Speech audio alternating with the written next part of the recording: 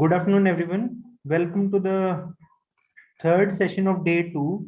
Professor Poonam Sharma has joined. Professor Poonam Sharma is director in Center for Disaster Management Studies, Shaheed Bhagat Singh College, University of Delhi. Good afternoon, ma'am. Namaskar. Good afternoon, Dr. Kumar. Thank you. Thank you for joining. Dr. Kumar. Namaskar. Yes, am I audible? Yes, ma'am. You are audible, ma'am. Yeah. To all the participants, Professor Poonam Sharma is professor in geography and she is currently director, Center for Disaster Management Studies, Shaheed Bhagat Singh College, University of Delhi. She has an experience of more than 2 decades of teaching and research. Her research interests include urban geography, development studies, environmental studies, remote sensing, and GIS. She has published work in national and international journals of repute. She has 3 books to her credit, which includes one authored book titled Structure and Growth of Megacities and Inter-Industry Analysis, published by Concept Publishers, 2 edited books titled Sustainable Smart Cities, Challenges and Future Perspectives, Geospatial Technology and Smart Cities, published by Springer in 2017 and 2021 respectively. She has contributed as content writer and recorded video lectures in EPG Pathshala program of University Grant Commission, Ministry of Human Resource Development, Government of India. She has also been involved in subject expert for preparation of geography dictionary under Commission for Scientific and Technical Terminology, Ministry of Human Resource Development, Government of India. She has completed research program jointly with Institute for Studies in Industrial Development on Urbanization and Human Capital Development in Assam, sponsored by Indian Council of Social Science Research, Ministry of Human Resource Development, Government of India as a co-project director. She has been invited to deliver lectures as subject expert at various institutes and universities across India and internationally. She has organized national international conferences, faculty development program as convener and co-convener. She has been awarded with Meritorious Teacher Award 2017-18 by Department of Higher Education, Government of Delhi. Ma'am is currently organizing one more conference in upcoming time on disaster management issues. Ma'am, welcome and thank you very much for providing us time to deliver expert lecture on the session on the subject titled Application of Remote Sensing and GIS, which under the course in the third session. Ma'am will be delivering on application of geospatial technologies in measuring the impact of built-up areas on environmental sustainability in urban areas. Ma'am, thank you, ma'am. Welcome to you, ma'am. Over to you, ma'am. Thank you, Dr. Pawar, and I congratulate your efforts and your team's efforts, your institution, for continuously organizing 2 programs, 2 faculty development programs. That's really commendable. And I understand, in the current partially open, partial lockdowns and different lockdowns, we the academicians, this is, we are continuously, we'll say we are continuing, we are fighting with the whatever situation, and we are continuing the teaching and the learning process absolutely on. So in that line, I think it is a commendable contribution that your organization is doing. Thank you. A warm welcome to all the participants. Thank you so much. A warm welcome to all the participants. I'm sure you're having wonderful sessions. In this regard, let me just try to share my screen. Okay. And thank you, Dr. Pawar, for sharing the information that Center for Disaster Management is organizing an international conference in the month of April. And I invite all the participants to join if it is of interest to you.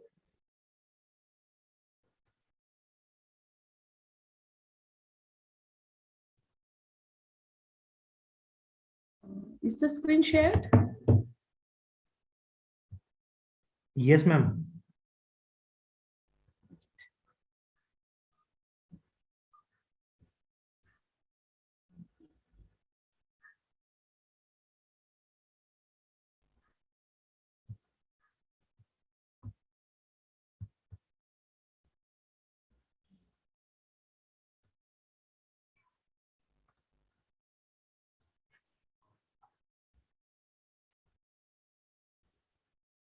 All right. So participants, I would be discussing on the application of geospatial technology in measuring the impact of built-up areas on the environmental sustainability of urban areas.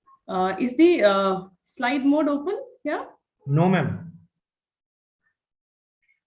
It's not No, in but full screen mode. mine slide mode is open. Okay. Okay.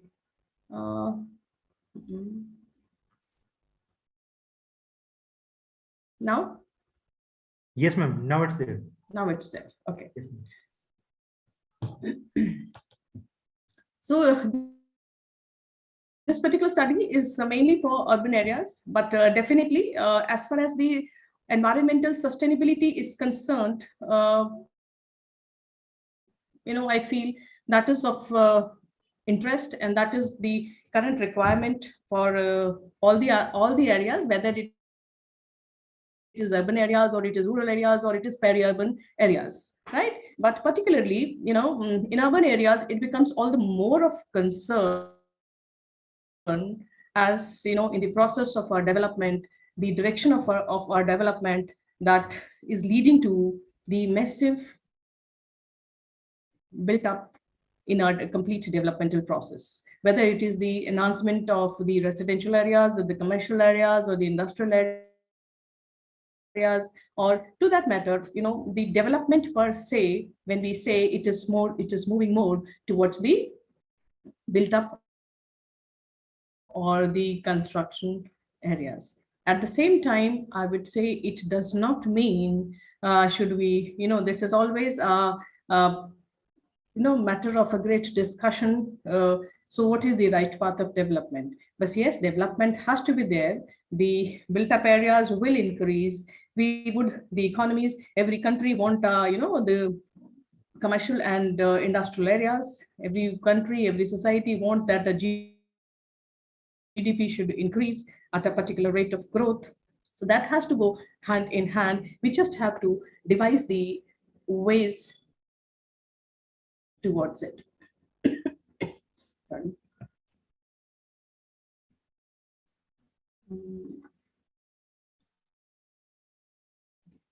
So, the environmental sustainability has to be there.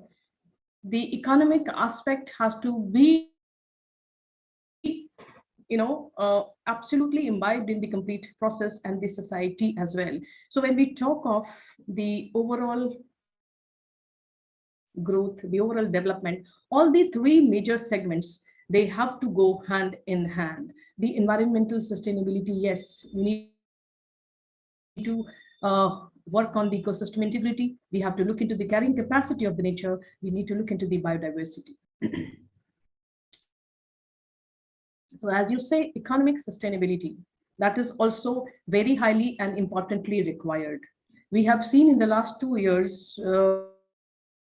of different phases of COVID, different levels of lockdowns. We had seen how the economy became a significant concern for the country in the fight with the COVID. So the economic sustainability is equally important. Society, yes. The cultural identity, the empowerment, the accessibility, the stability, the equity, all these aspects. So, the development per se has to look into the various aspects hand in hand together. We just cannot leave any aspect uncovered. So, these our immediate recent experience says that even just the closing, although we had a very limited off and on lockdowns, but that did impacted the economy to a great extent. So here, two parallel concepts. When you are talking of the built-up areas, that means the other areas, that is the open areas or the public places, right? Then how significant are they in our overall target to be achieved? Well, it is these places, it enhances it will help you in enhancing the air quality, particularly in the bigger cities. If I give you the example of Delhi, we in Delhi are majorly facing the problems of air pollution to the level that in the month of the late November, we had to close the schools for a couple of days because of the intense level of air quality index. So imagine the kind of situation our urban systems are facing. So it benefits the social cohesion, of course, meeting the climate hazards, reduces the noise, decreases the stress symptoms, and promotes the physical activity. So whether it is the environmental aspects or of course, the climate change and all that the globe is facing today, among our SDGs, Sustainable Development Goals, the open areas, the green areas, the green and sustainable aspect has been covered in many of our SDGs. If you look at the SDG number 3,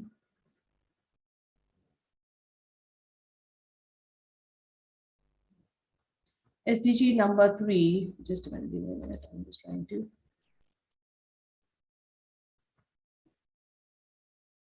SDG number 3, the good health and well-being. SDG number 7, SDG number 8, 9, and if we see our 11, the green buildings and sustainable communities. If we see our 12, 13, SDG 13, right? The climate action, what are the action that the city governance or the, at different levels of governance that we are looking into, that we are working towards. SDG 15, life on land, right?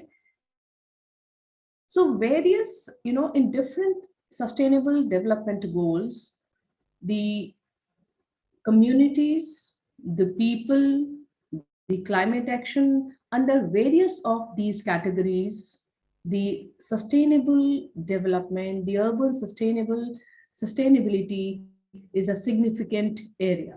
So, under various of these SDGs, research can be directed, a paper can be planned, relating your work of the urban sustainable development, the concept of built up areas, how it is impacting, how it is in fact leading and will help in managing the climate change aspects as well. See, if we look into this aspect, that there are certain public spaces, public open spaces, green spaces. So, and in between, the areas which are public spaces also, which are open spaces also, and which are the green spaces also. So when we are discussing and targeting to look into the effect of the built up areas, so parallelly we have to see to it, if built up areas, so what we have to, in contrast to it, what is there that has to be talked about or that has to be discussed. So various aspects, various of such public open spaces which are either green or which may be converted green to meet up or to mitigate the problems that are created, problems that are caused by the increase of or enhancement of the built up areas. I'll be discussing a few examples across the world, that how different innovative projects, how different innovative things that are happening, that have been experimented at by different countries or different societies. As we know that by 2050, of course, the world would be with the 70% of the world population would be living in these cities. So cities are the urban areas of different levels, whether we talk of class 1 cities, we talk of mega cities, you talk of class 2, 3, 4, I mean, different levels of your urban areas, right? If we see our UN Sustainable Development Goals, which ensures that the cities that ensure that these cities which we're expecting should be safe and sustainable to all. So if with respect to 2050, right, if UN Sustainable Goals says that we should be looking for sustainable life to all. So around the world, cities are innovating to help tackle, sorry, to help tackle the challenges that, with respect to climate change, with respect to pollution, with respect to global warming, that the cities are going to be as contributors. There are many projects that are working across the world, whether it is the urban forest or it is the sponge city or it is, vertical forest city, right? So many of these projects, they are giving some important insights in that area. With an ever increasing global population and the rising urbanization, creating safe, resilient, and sustainable cities is the top agenda for the green development. I'll be briefly, discussing here different innovative projects that are working. Sponge city, right? This includes, but in some of the cities, they are working on sponge cities to fight back the, using the power of nature itself to mitigate the risk. So use the natural things and using the power of nature to meet up such risks. In China, it is an example of China that concrete neighborhoods are being interlaced with green spaces.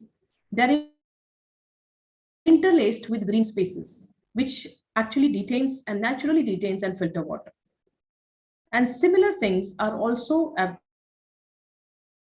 China, and also like the garden city of Singapore that are being experimented. Vertical forest. We all know that cities everywhere across the globe, they are having short of space, right? The space remains the same, and the kind of development and the kind of the pressure on the resources, they are ever increasing. So this is one example here. Milan, Italy, right? They are trying to create the experimentation of vertical forest. And this particular example, where, two residential building blocks, they've tried with 800 trees, 400,500 shrubs, and overall 15,000 plants. So trying to integrating the mitigating the impact of the built up areas by interlacing the natural phenomena and the natural greens. Similar projects like in Switzerland, Netherlands, and also in China, they are trying to experiment onto the vertical forest concept. This is also very interesting concept, the 20 minutes neighborhood. Imagine if everything of your requirement, your everyday life falls within 20 minutes, which seems almost not possible. But yes, for example, here, Melbourne is leading in this way and trying to work it out on this aspect of coming up with a 20 minutes neighborhood. Of course, this will definitely enhance, this will definitely work towards minimizing the impact that is created by the fossil fuel consumption. One similar example in Paris also, that they're working for the 15 minutes city. Similar such project, that is the miniature urban forest. This is with the, with the reference to the small patches. Particularly, it is inspired by Japanese temples.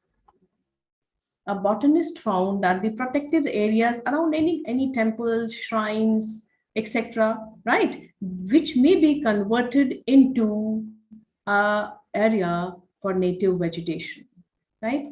So enhancing the resilience and diverse ecosystem.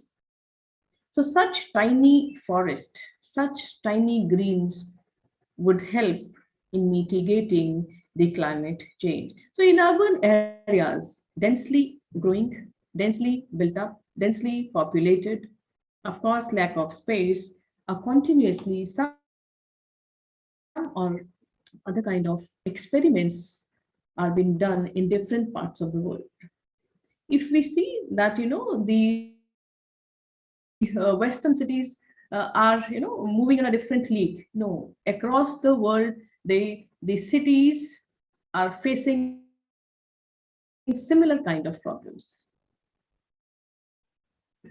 This is also a very interesting thing that I found. Some regeneration projects, right? Particularly,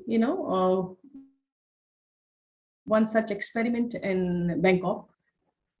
So what they have done is they have used the old elevated railway line, which is now not in practice, not in use for the current railway requirement for that country.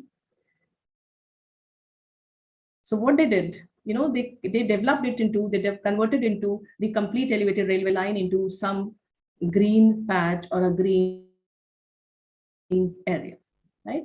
So which become a public open space as well as a regeneration of the particularly unutilized, not in use in the current system. This is also very, very interesting. Smart commuting. This is this experiment has been done in Israel, right?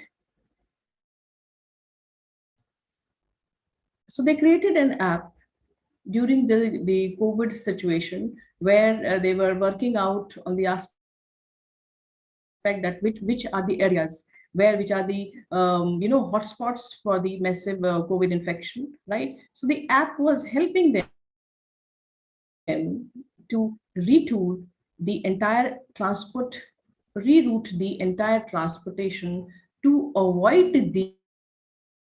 the hotspot zones. So they are now since the COVID is partially in a manageable situation as of now, until unless some new variant comes, right? They are trying to work it out that this app may be used to kind of rerouting the transportation system so that to avoid the major busy areas, right? Which will not only help in reducing the combustion index and also saving the save X amount of rupees in overconsumption of the fossil fuels. And we all know that this kind of a thing we have also been using the different Google apps that we are using for planning our travels. Green corridors of Colombia. So the Colombian city Medellin, they have transformed. So the Medellin. All the participants are requested to kindly mute themselves or kindly ask questions related to the topic to the speaker. Medellin have transformed the the wedges of the 18 roads and 12 waterways into absolute green paradise. And they have created green corridors. So among, within the complete built up areas, that there are different type of initiatives that are being taken by in different cities and countries. With this kind of their initiative, right, they have been able to see that they could reduce the air temperature by more than 2 degrees Celsius. So this Green Corridor project won 2019 this Ashton Award for Cooling by Nature. So this particular, these small experimentations that have been done across the world are the significant ways of life, significant changes that can give solutions to the world. Similarly, if I tell you this here, rain gardens of Brazil, which address the impermeability of urban landscape, the built up areas, how to reduce the impermeability of the urban landscape so that the retention of the water can be enhanced, right? So the rain garden specifically designed to reduce the flow rate.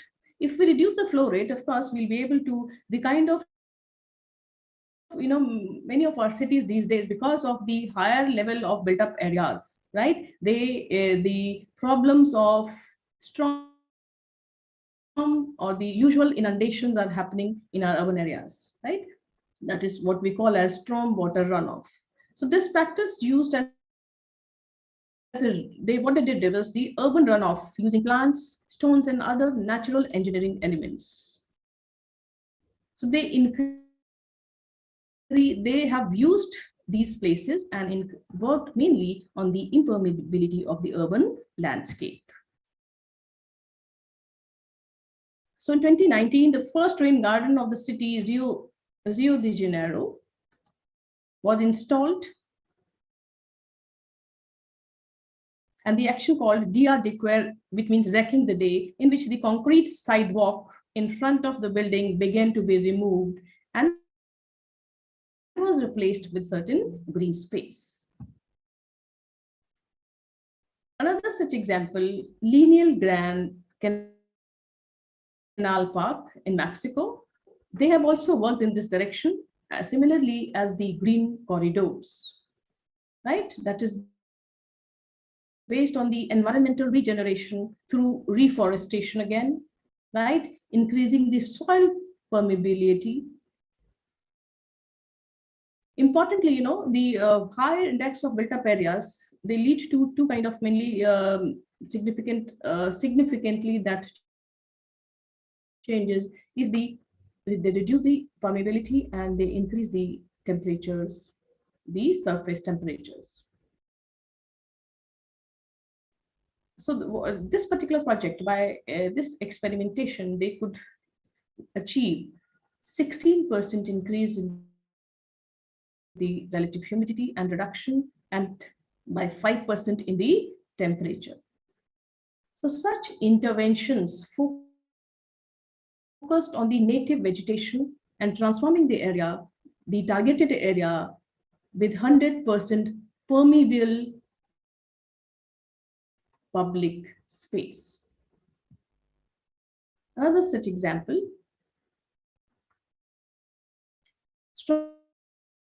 Stormwater Wetland Park. This is the study from China, right? Right in the middle of the city. They could, identified certain protected wetlands, and on these sites, they have worked in a specific manner, right? So creating, developing, regenerating, and this particular strategy was to transform the dying wetland into a green sponge. So it is the naturally available resources in these cities with the little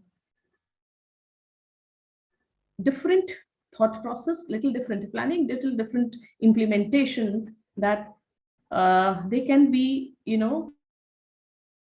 from a dying wetland to a green sponge that would be converted, and which becomes a very significant aspect for mitigating the problems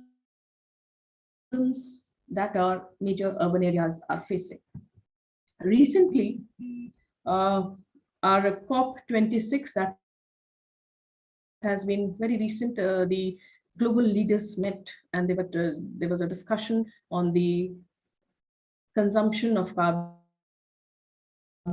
and most of the countries which participated, they had a declared, by 2070 or X year, that we would like to reduce or would like to become carbon neutral, right? So in terms of the current emissions, if you see the current emissions of carbon per year, of course, we are also here at this level.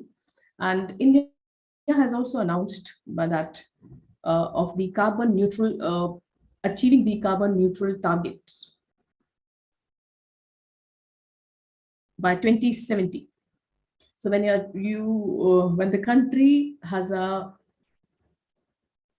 not only India, various other countries, when they are working with the target of reaching to carbon neutral stages, let us see and let us hope, the urban areas have a very significant role and a very major role in these particular kind of major global targets. This is, Singapore plan, that how and in what direction are they working with the concept like green citizenry, right?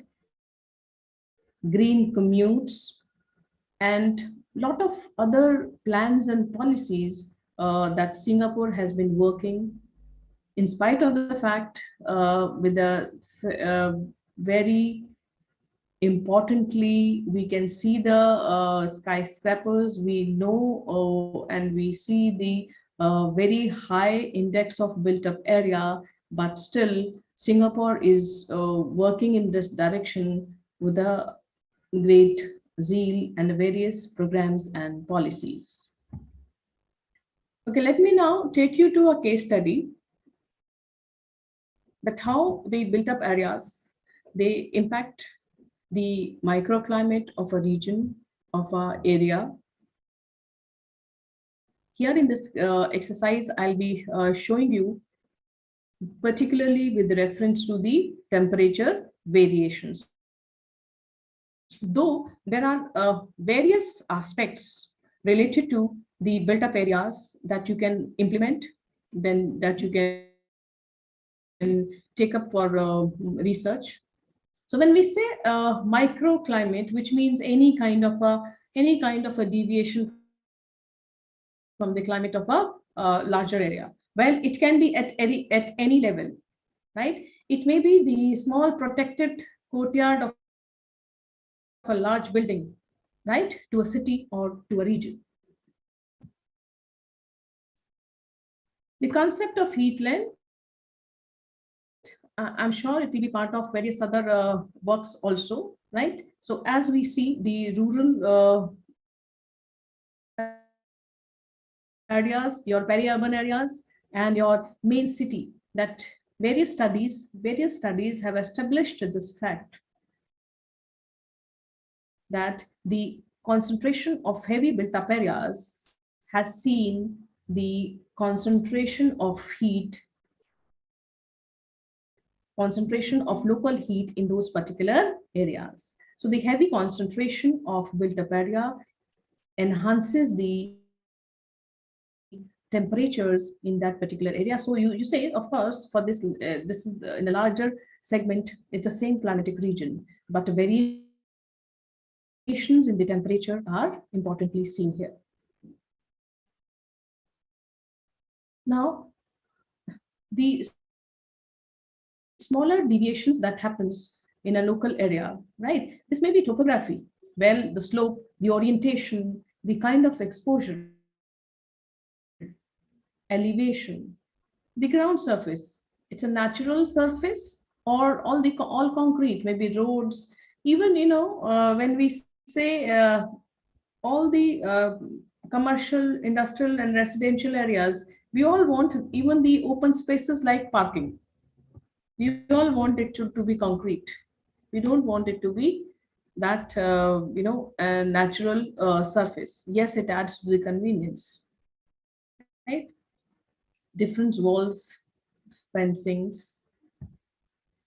Here I'm taking you to, I'm going to show you the significance of planned green areas in the middle of built up areas. While in the process of development, we had created cities. Our smaller towns are becoming larger towns, and the larger towns are becoming the megapolis cities, right? So, in the process of development, we did the humanity, we did created the reduce the naturally available green areas and converted them into the concrete areas. Now, when the cities have reached to a position that the cities are now struggling with a different kind of situations, the cities are facing the serious problems of pollution. The cities are facing the serious, they are becoming the significant contributors in an area, in a region, or in a city, or in a state, in the direction of climate change and in the direction of global warming. So now, our urban development, the plant green areas, we call them as parks, are very, very important aspect of planning. Initially, we created, we reduced, we used the naturally urban areas, finished them, and now we have to bring them back.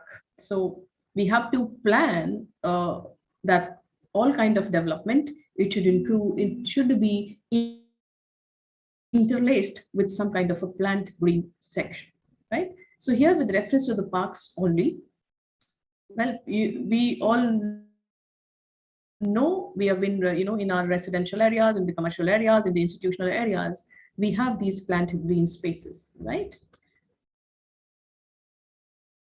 They may be as small as pocket parks, maybe in certain residential areas where there's not much big spaces available. So even these very small pocket parks are planned and developed.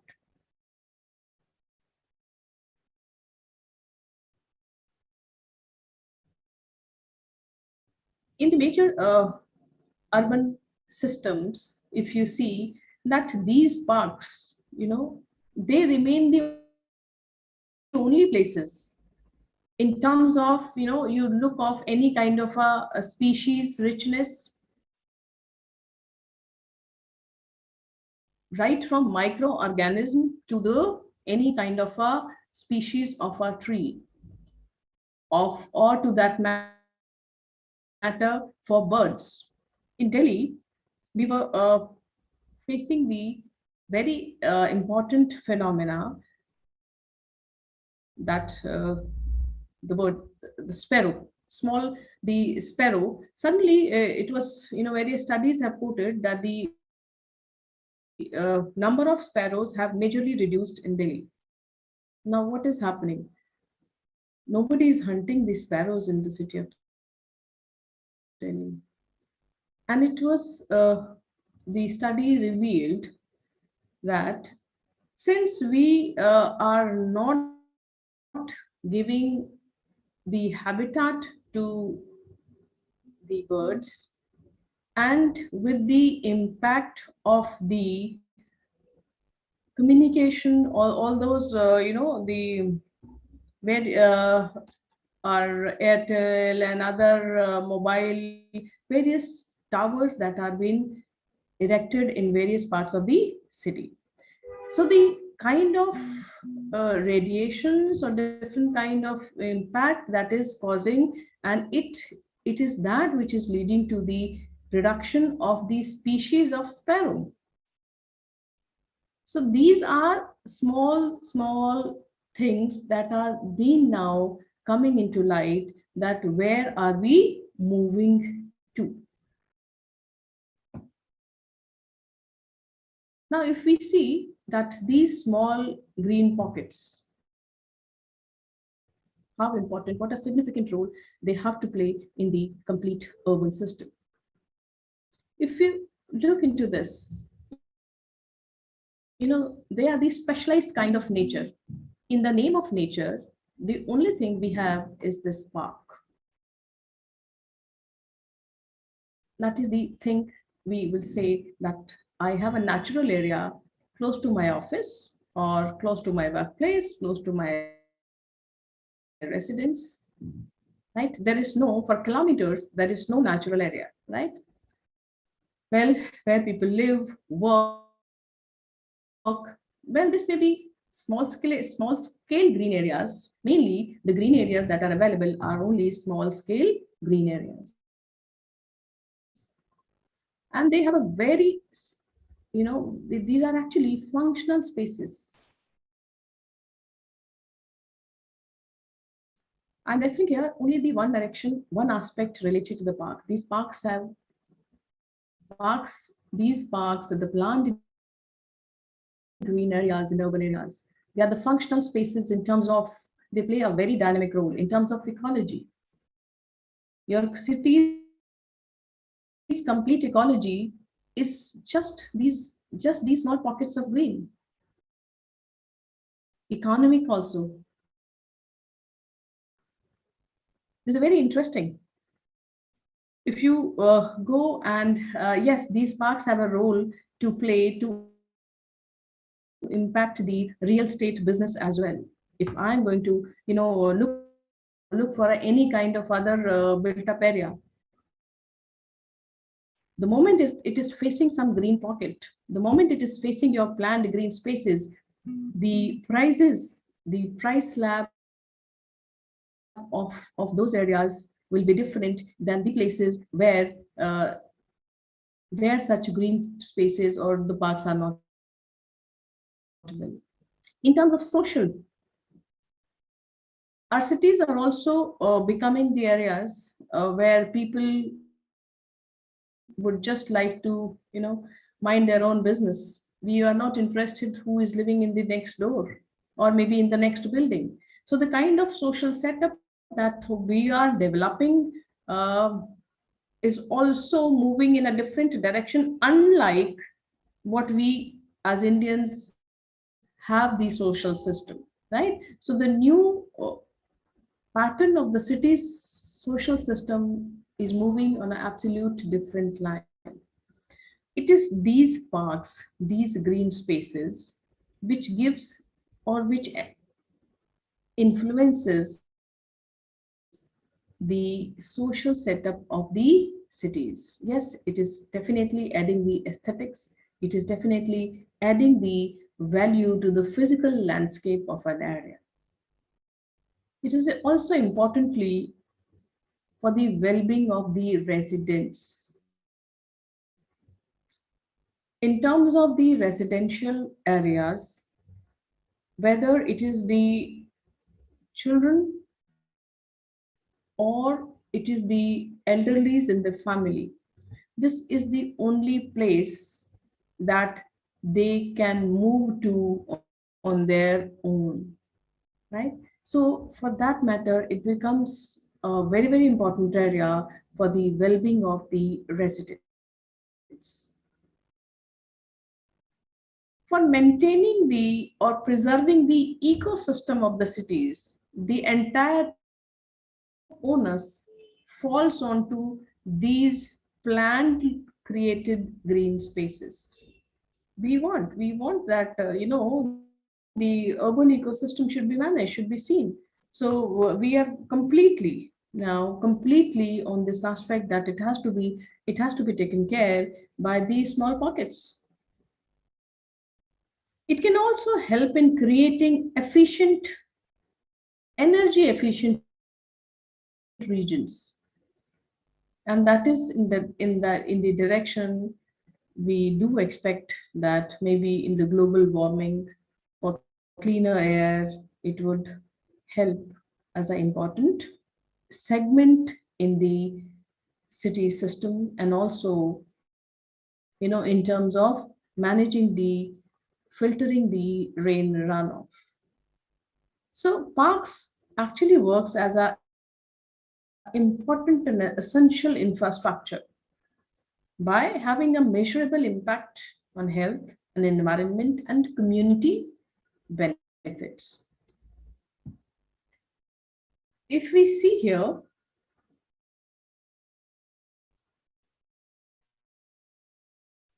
we as citizens, we've been paying different kind of taxes and bills for whatever services the city civic bodies provides. We pay toll tax by crossing using the good, well-developed expressways, right?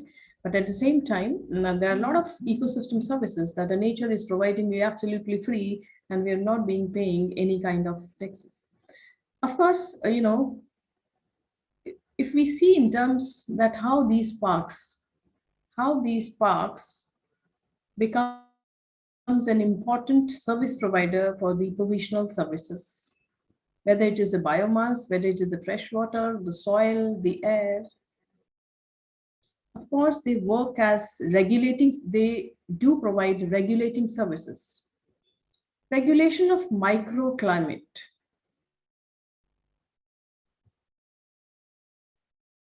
Of course, the gas cycles, whether it is CO2 cycle or the oxygen cycle, habitat provision.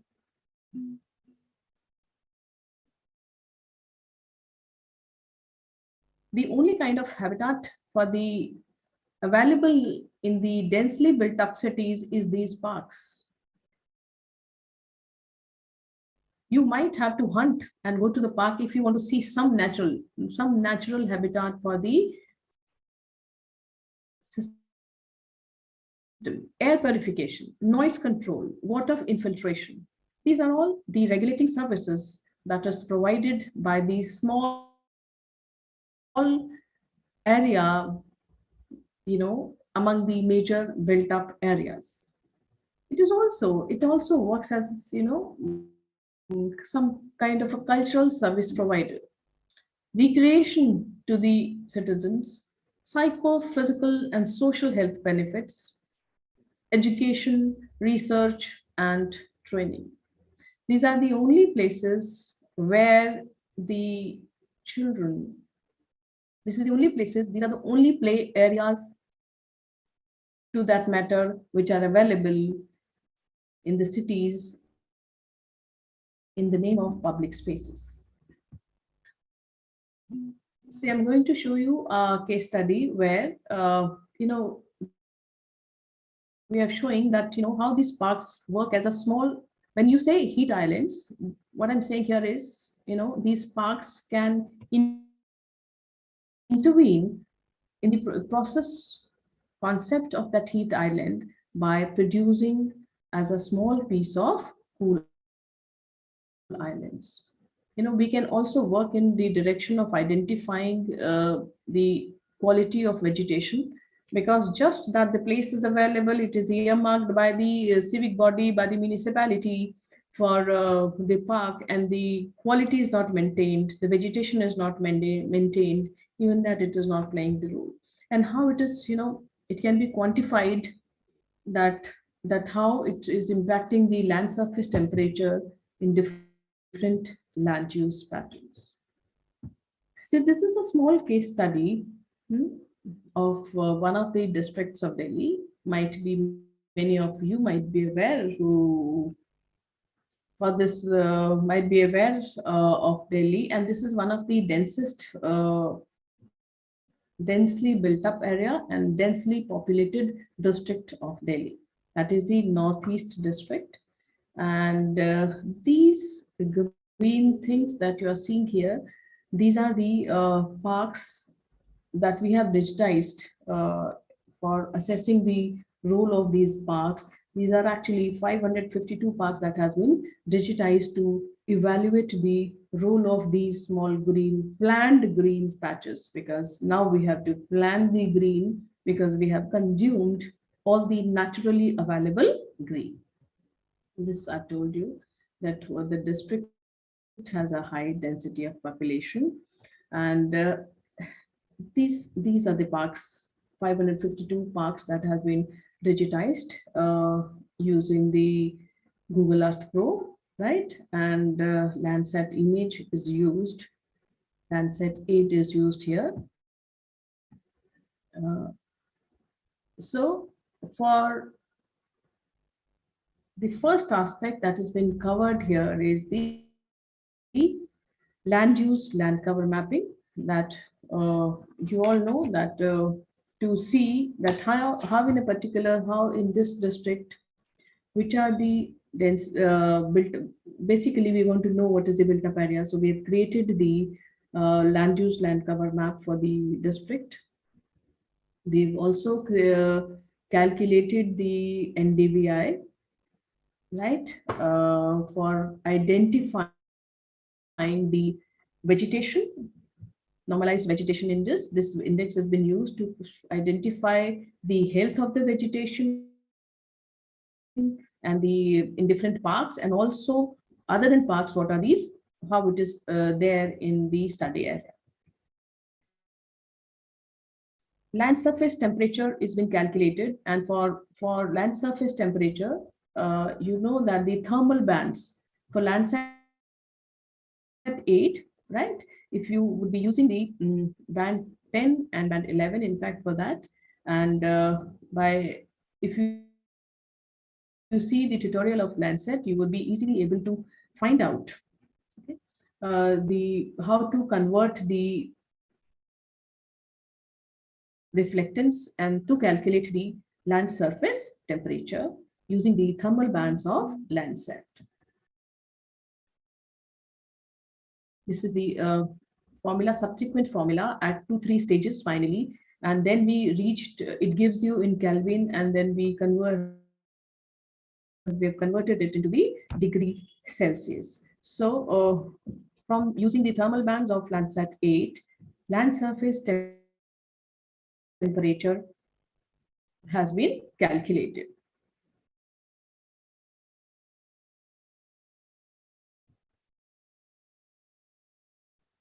So for this particular district, if you see the here, this is the area where the river Yamuna is flowing. You can distinctly see here a straight line. This looks very interesting, that how is this straight line here. This entire is the complete built up area, right? In between you can see these are the, there are certain planned areas of development, right? And here majorly all you can see how thickly, densely populated. River Yamuna is flowing here. So this entire area, you can see this straight line. This is actually what we call it as a Pushta Road, right? This entire area, this entire area is the just Yamuna catchment area, right? So what the green that you are saying, that in the non-monsoon season, this entire area is used for the farming purpose. So all this green is the farming purpose that it is used here, right? And maybe the dry sand areas in certain places. So mainly what I'll be focusing here, you would see, ignore this part, and we are targeting to show you here that how it is working out. This is the vegetation index NDVI that has been calculated, right? If you see complete this gray area, this gray, this gray, this is all densely built up areas.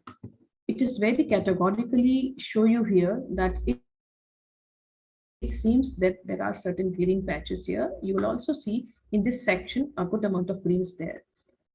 If I show you this, exactly you can see here, this densely built up area is showing you here no green, densely very all built up areas. So the NDVI indexes is negative.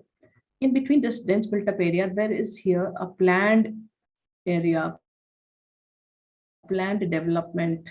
Now, this is the planned developed area where the concrete is also there, the built up is also there, but in between the planned, there is a provision of planned green spaces, right? Here also you can see the difference.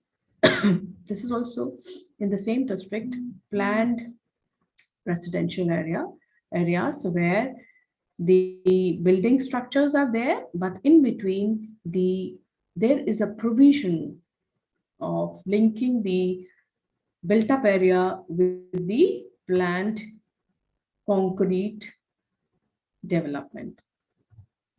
So in terms of vegetation or in terms of built up area, what you see here absolutely absence or low availability of vegetation. Now this distance is not much, right? From this point to this point, the distance is hardly I think 15 to 20 kilometers. Within this 15 to 20 kilometer, the span of this area, we have a area which is interlaced with the concrete as well as the green, right? We have the unplanned development here, unplanned development here, where you see this unplanned development where absolutely there is no provision for any kind of a green cover. This difference, this difference of the availability of green in contrast, in other words, you can say this difference of the built up area, this is also built up area, this is also built up area, and this is also built up area, right? All these are built up areas, but the nature of built up area in this entire is different, which indicates that all built up areas are not in a similar direction. The built up areas also have, can also be of different type, it can also be of different nature. So this built up area is having a different kind of properties here. This built up area is having a different kind of properties here. Now if I say, tell you this, this can be pursued in a different multiple aspect of research area. Research can be investigated here. You can investigate here the type of development and its inherent reasons for that. You can investigate here. You can investigate here the well-being of people, how people residing in these areas, people residing in these areas, and the people residing in these areas. Maybe the person living here, maybe the person living here might be the same in falling in the same slab of tax paying. He's paying the same amount of tax, but the kind of local, the kind of microclimate he is residing is different. That is different. Maybe the people living in these areas with in the close proximity of green areas, the requirement of their expenditure on maintaining the heat balance of their homes would be different. Might be these areas, their requirement for air conditioning their homes is different than the people living in these areas where absolutely there is no greens at all. So the kind of heat that is trapped will be different, right? So it becomes an important concern from different perspective. An economist might look it into different in an absolutely different aspect. In terms of real estate, which I was talking in the while I was discussing the other slide. In terms of real estate, the land value of these places with the green patches or the land value of these places which are densely built up, no greens available, would be different. That's a different perspective. So the research from this point would lead in another direction.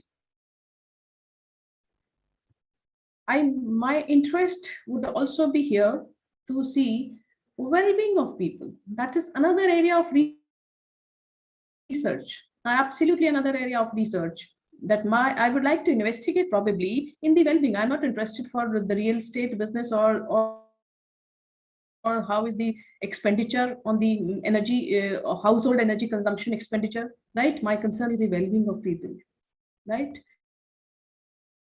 So the well-being of the people, if my research interest is that, from this point, I'll take it to that direction, that how the well-being of people is concerned. So the well-being of people in these areas and the well-being of people in these areas within the spatial span of 15 to 20 kilometers, how it is different, how it is making absolutely different. Just look into this. So these people living in these areas, they have no place. They can't think they can ever go out and sit in a natural place, or their children can ever go out and play in a natural area. Maybe the elders in their families can never go out and sit and socialize in a natural area. So that is the another aspect which is taking me from here to take the research into an absolutely different direction. So from one point here, this you can think of various research areas, and maybe you might be interested to investigate this particular kind of a situation from the perspective of the differentiate how it is that the same built up area is playing different role in the these are actually the planned areas. So in terms of planned areas, planned built up areas or unplanned regions or unplanned areas in a mega city. So to that matter, a city like Delhi, which is a metropolitan city, which is the mega city, have different type of built up areas. So the difference, what is giving you here with respect to built up area in the planned zone and the built up area in the unplanned zone. That is another area of interest, another area of research that one can think of and one can work it out further. Similarly, you can also investigate here on picking up one of the SDGs, Sustainable Development Goals, right? Or for the climate action, for the well-being of the people, right? Picking up any SDG, UN Sustainable Development Goal, and directing your research into that direction, right? So NDVI is one of the tool, one of the indices that is helping you to find out the built up areas. They are just helping you to find out the vegetation and the quality of vegetation in a particular area.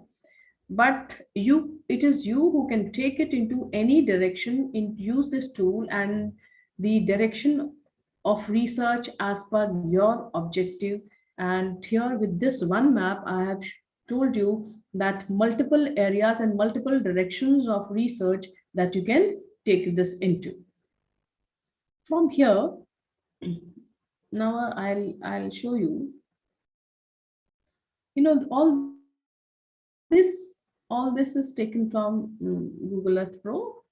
And see, now if you see this is the land surface temperature that has been, it's for the same area you see. Okay, this area, this is the river Yamuna catchment area, right? The green, and this red patches that you're seeing, This is temperature is ranging here in the red patches 32 to 36 degrees, almost 37 degrees, and this green is 26 degrees of temperature. So you see here, again, I'm saying within 15 to 20 kilometers of this distance, if there can be a difference of 26 degrees to 36 degrees of temperature variation. How is that? How is that? This is of great interest, and this is also of great concern. Now, if you see this area is this river Yamuna flowing and this catchment area. So these red patches, these are not built up areas. Okay, so these are the areas which are open land and the sand and also the sand excavation. So these are those areas. So I'm now bringing you back to this area that was our concern, right? I'm taking you here again, the complete built up area, unplanned built up area, and these two planned areas. Okay. So similar kind of a difference that you would be observing it here. Here, the orange and the yellow, okay, from 30 degrees to 36 degrees. This is 30 to 31, and here 30 up to 35 degrees. So this entire area, which had no green cover, just the built up area, right? You can see the temperature variation. In between the planned area that you saw, it is showing this small pocket, okay, with the lesser temperature that is around 30, 31 degrees. In between there are green that is 29 degrees, 29 to, this is 29 to 30 degrees Celsius of temperature. And this red is 30 to 36 degrees of temperature. In this small area, there is so much of variation of the temperature conditions. If I show you here, here is the planned area, planned developed area, and here you see the pocket. There's a big patch, big area, which is showing the temperatures of 30s to 33 to the 36 degrees. And here in this corner also. Okay. Now, what is causing this higher concentration of heat in these areas? Here, this is one industrial area, and you can see the difference also. The plot size of the industrial area, the bigger plot size, this is a residential area, smaller plot size. In these bigger plot size, the surface area of the building, the surface area of the roof is bigger, right? So the the concentration of heat is higher. And since it's an industrial area and there is no availability of interleaved green spaces, so the heat trap is higher in these areas. So you can see the concentration of higher temperatures in this particular areas. Similarly, this here also is the industrial area, and in the industrial areas, the plots are of bigger size. So therefore, and if there are no provisions of green, right, the concentration of heat is higher. Okay, here you can see there's no, yes, it is 31 to 32 degrees of temperature, but since it's a residential area, smaller plot size, so the concentration of heat is, yes, it is there as compared to this one, right, but not as the industrial areas. So therefore, what it is directly indicating to me, it is directly indicating to me that why, and it is important that in these industrial areas, the buildings, whatever size, yes, in the industrial areas, we need some standard of the basic size of the buildings. So this invites our attention immediately. This invites the attention immediately that in these industrial areas, there should be certain green patches. If they are not, yes, they are not there, there should the government or the local bodies, the municipality, or if whatever the industrial development agency that is creating this should work towards integrating these green patches in those areas. Now, importantly, you see here this yellow and in between this green. This is this planned residential and partly there are commercial buildings also, planned residential and commercial. So you can see the buildings and in between you can see of green patches, the planned green patches called, I mean, we name them as parks of different sizes. So the proximity of the concrete area with the green is, see how, what a distance. This is not even, 2-3 kilometers. See the difference of temperature. See the difference of temperature in this area. See the difference of temperature in this area, right?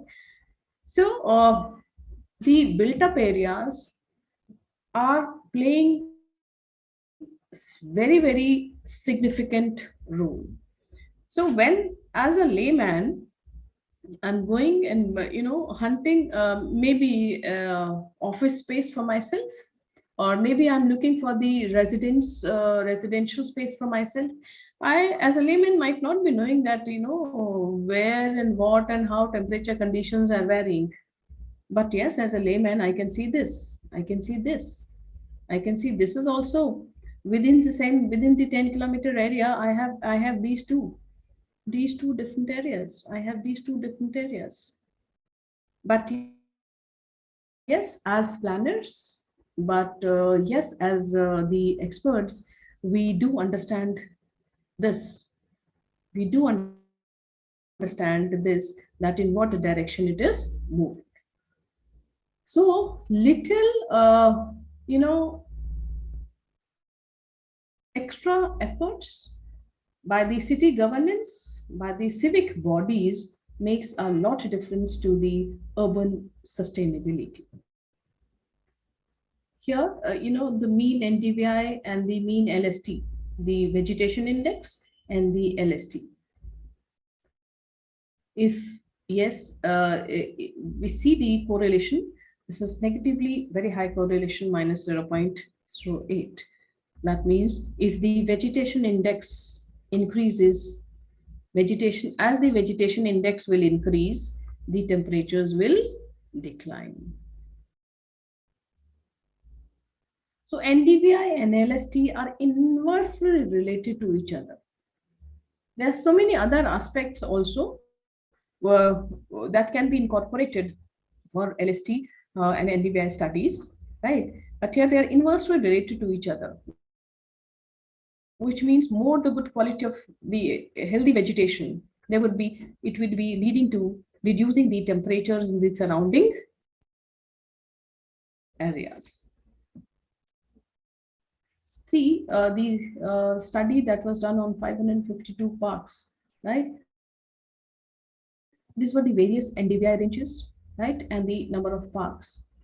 This table is taking you to another role of civic bodies. Number of parks and the percentage of parks, and if they take you here, 63% of the parks, the vegetation condition is poor. And only around 6% of the parks, the vegetation condition is good. So when we're saying that the vegetation is playing a significant role in the temperature variations in the local area, okay? Now, we have an absolute different scenario here.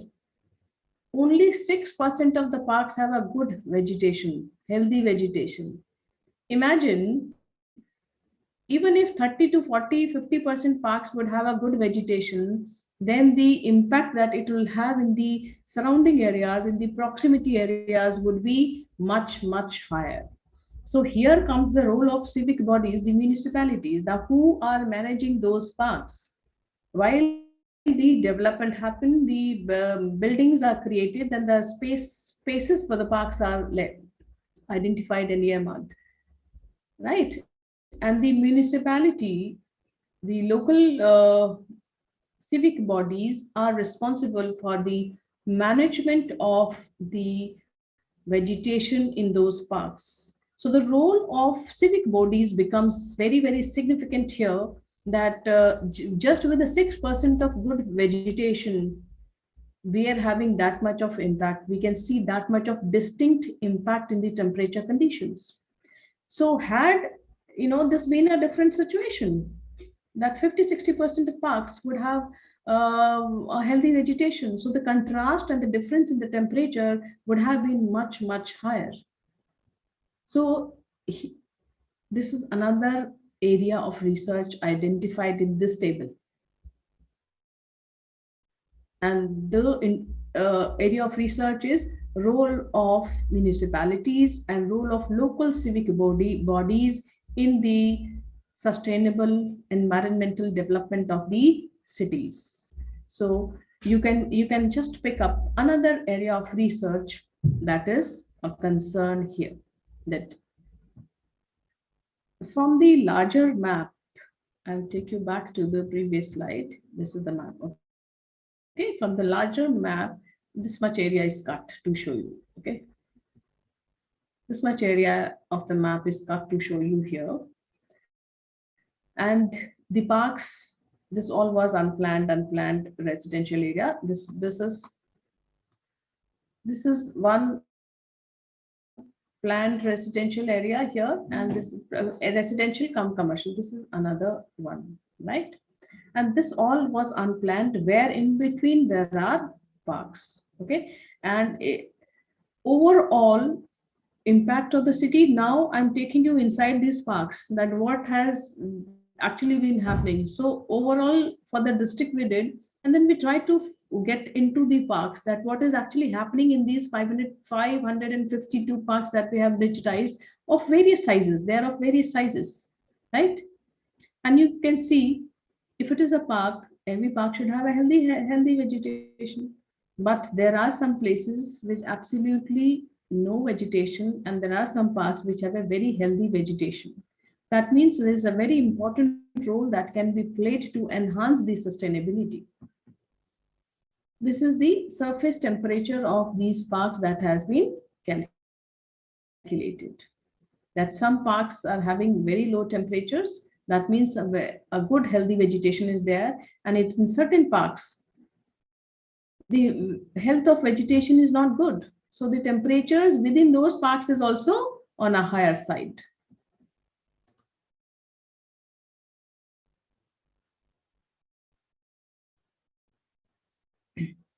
For these parks, we had also put certain range of the LST, and you see in many of the parks, the temperature was ranging between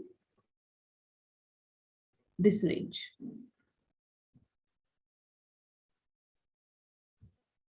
Here you will try to see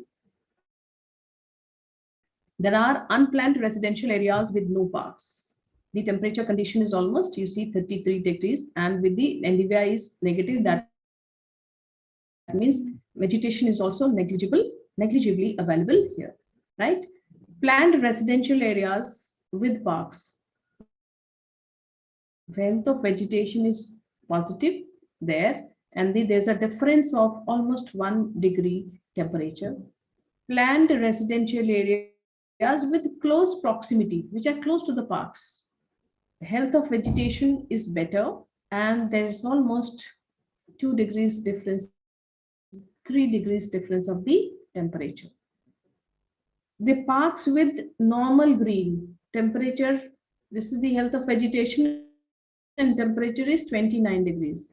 The parks with the rich green, health of vegetation index is this, and the temperature is 26 degrees. Right? Let us leave. I'm not considering this river farms and the floodplain area. Okay, I'm not considering this. So just see if the green in the park is managed well, so there would be 26 degrees temperature. So the kind of variation within the same area is seen here.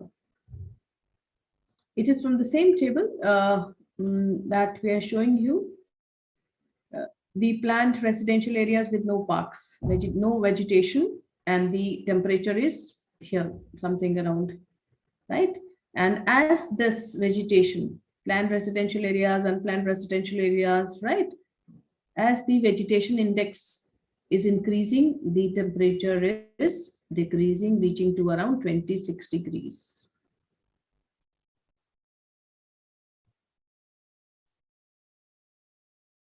This is the unplanned residential areas where NDVI negative and the temperature conditions.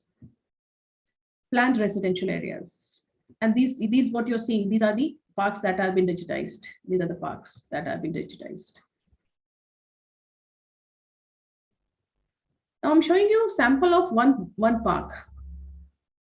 We have, this is one big size of park. This is the sample you see.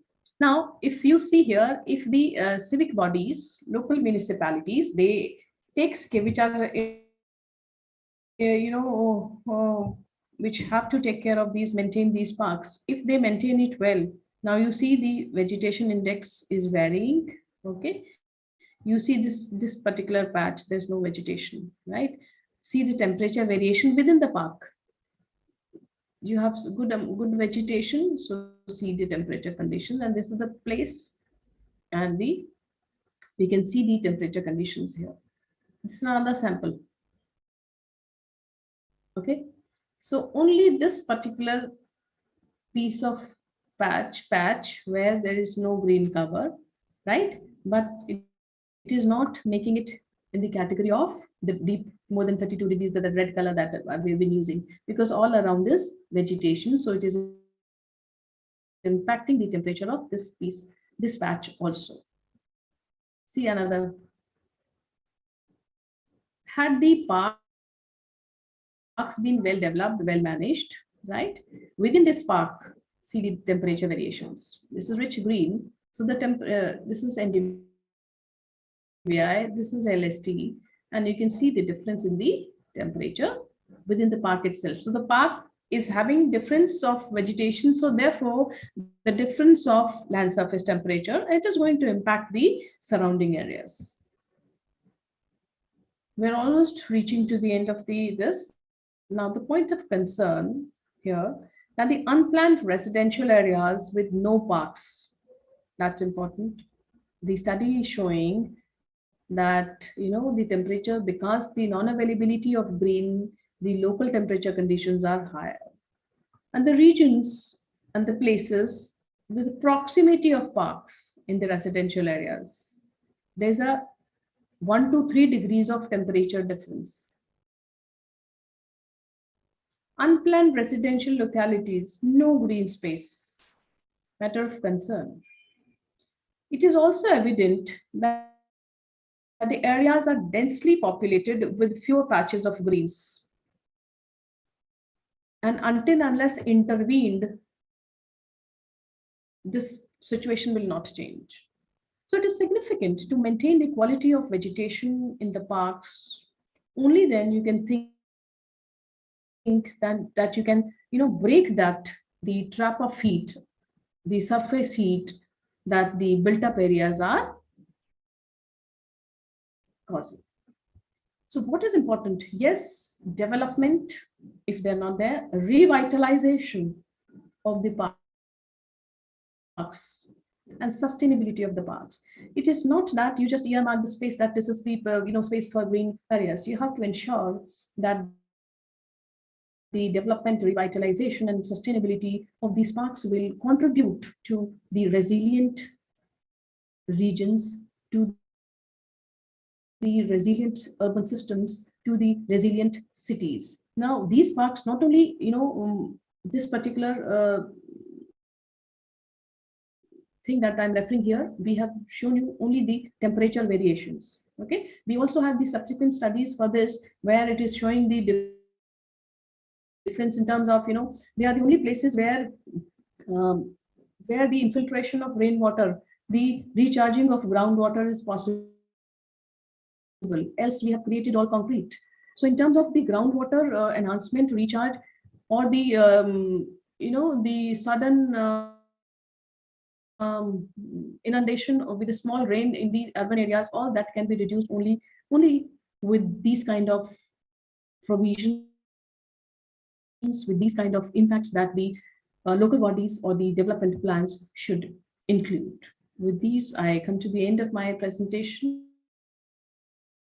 And now we would be discussing. I see, I haven't seen the chat now. I'll be opening the chat if there are certain discussions. Although I thought I would be showing you.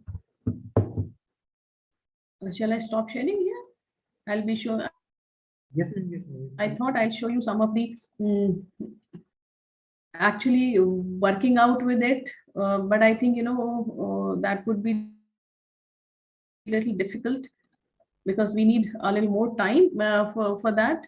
But how the land surface temperature is calculated, and NDVI, I think most of you might be using it already, NDVI calculation of NDVI, so that but these little aspects and how you can convert your complete research area, complete direction of research into multiple directions with the same, just an LST and NDVI. LST and NDVI, it is taking your research direction to multiple ways. Yeah, now we are open for the discussion. All the participants, those who are having any question related to the topic that ma'am presented in the form of measuring the impact of built up areas and this application of geospatial technology's role, you all are requested to kindly ask if any question is there. Ma'am, I'll start asking the question. From my Yes, side, like I'm engaged in calculating this urban heat island by using LST, but how realistic is it? How, like, how much closer this LST remains to the reality? yeah. Yes, since we know that these are the data for the surface temperature, right? This is very easily available for all centers, right? The complete meteorological data is available, right? So when you're calculating, you can definitely relate it with the real data which is available to you. Ma'am, on one side, we keep on saying that the LST and the air temperature that we are measuring, they're not convertible into one another. Yes. On another side, we are saying this LST is representative of the, let's say, the air temperature, the things that we are planning ahead, let's say for making the policies or strategies for an area. So like changing the materials and different strategies have shown in computational models also, let's say by using NV or this ERDAS Imagine also, or by using GIS. But to reality, can we actually measure this, let's say the actual surface temperatures of the area? Like these satellites, we are converting from the, let's say, digital number to these numbers, let's say temperature number of every pixel. Yes. Yeah, this is also an important discussion in the areas, but what we all, the planners and the the people who are doing the research in the environmental concern, this has also come a very important discussion that how real are we, right? Are the predictions made in this way when you're using converting the digital numbers and then taking it into account, right? That is yes, but at the same time, when you say that many of our decision makings and policy makings are based on the space data that we're receiving, right? and lot of research and all development, many segments of the development, we are dependent on the space data received from the space technology, right? So somewhere, yes, in the academic field, in the scientific arena, it is a matter of concern and reaching to a consensus where the scientific community reaches to a consensus that yes, these are the viable data sources, or yes, these are the viable techniques, tools and techniques and methodology, right? So in any area of research, it is very important to note and to discuss to the point that how,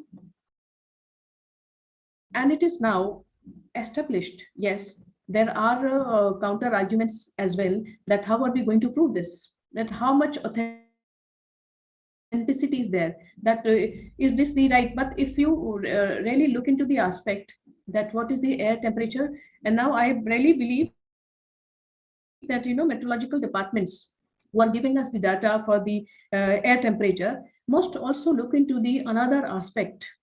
In fact, we had recently one a webinar on the meteorological with the meteorological department, and this was also an important discussion that a lot of researchers in this area are facing this kind of a dilemma or discussion, that how authentic it is. That is definitely there. Okay, there's one question that I'm reading. While digitizing plant cover area, yes, very interesting question. One is that you are overall interested for the area of the green area. The another interest is the individual species of the plant, right? So the individual species of the plant have a different role. There are different categories of the plant. There are different species of the plant, and the different species of the plant play a different role. So when you are doing these kind of research, the research may definitely further be enhanced, further be more probed with the reference to the species, what is the role of the particular species in that particular area. Yes, when we say, see, when you say that we know that the people tree, right, the release of oxygen by the people tree is highest as compared to the other plant species, right? So of course, if these kind of, so similarly, the each category of each species of the plant has a different role. So this would definitely be considered as an input when such research are taken on a policy level, where the policy decisions has to be taken care of.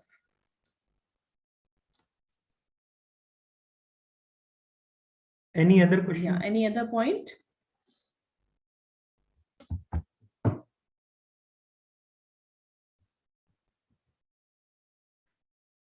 And ma'am, more on that, the digital numbers that we are capturing, Yeah, all these digital numbers are like taking care of these individual species also, because the type of, let's say, yes, individual cover species that also, there are further tools, by using the further tools into account, you can definitely go into the much detailed study of the individual species and the role of individual species.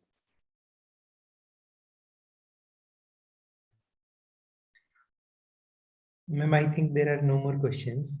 Thank you very much, ma'am. It's always been like, I feel my pleasure, and I feel like related to the things that you explain in the manner, it remains always grounded. The type of research that you explain remains very high level, but the way you explain makes it very grounded into the level of the participants understanding, and we are able to understand it in a much better way, because the type of things that you produce in the form of how we actually calculate the LST and all these things.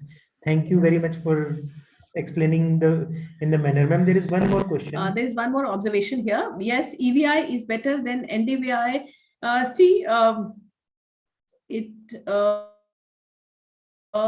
it is, some people are now also using EVI and further additional indices also for maintaining, for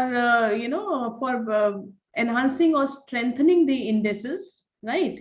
It depends. Yeah, EVI is also there, right? But still popularly NDVI is used, and lot of other indices are also have also come up, that people are now integrating more than one or two indices to reach to a better or enhanced output. Ma'am, in terms of number, like let's say research says these MSRV or SARV is also producing better results as compared to NDVI, but NDVI is highly like accorded and highly used. So it is difficult to say whether EVI is better than NDVI. Some papers, when they are presenting it in a manner, so they say EVI is better, but NDVI is producing better results. You're right. For this particular thing, we had we done EVI also, right? And then finally, after trying with different indices, we kept the NDVI as the final thing. It depends, which area you're working. But for our area, NDVI was giving us better results than EVI. And there are so many other tools as well. There's so many other. If you look into the various research papers, you will find researchers, various new index. People are developing indices, and people are making combination of indices also, combination of indices and developing new indices as well.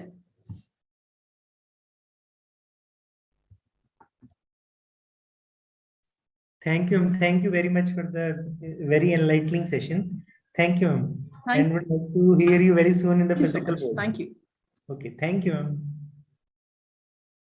To all the participants, thank you very much for remaining very patient and listening to all the speakers of the day. We'll be meeting you again at, let's say, tomorrow morning at 10:15, where Professor Aman Batish, who is co-founder of Manas Mitra, an NGO, and he is also a member of State Mental Health Authority Haryana. He'll be discussing. It's a mandatory session from AICT's Atal program point of view, which has to be delivered in the manner, like apart from the technical sessions that we are having, there should be some session related to mental health or other issues related to India. So thank you very much. I'll be sending you the feedback link very soon. Let's say within 5 or 10 minutes. Kindly fill that feedback form with the help with your ID also, participant ID also. So thank you very much.